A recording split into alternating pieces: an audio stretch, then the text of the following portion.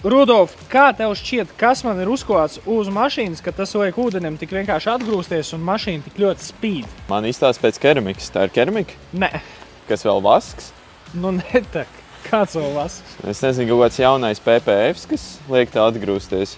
Nē, nav man nekāda ne 500 eiro keramika, ne vasks, ne arī PPFs. Man ir budžeta alternatīva, kas maksā 17,95 un pietiks ar vienu pudelīti 4 līdz 6 mēnešiem, jeb 2 uzklāšanas reizēm. Un to var izdarīt tik viens, nav jābrauc pie ekspertiem, vienkārši kārtīgi nomazgā mašīnu ar cimdiņu, uz slapjas virsmas uzklāja, ļoti rūpīgi noskalo, tas aktivizēs hidrofobu, tad šis līdzeklis aktivizēs ar ūdeni.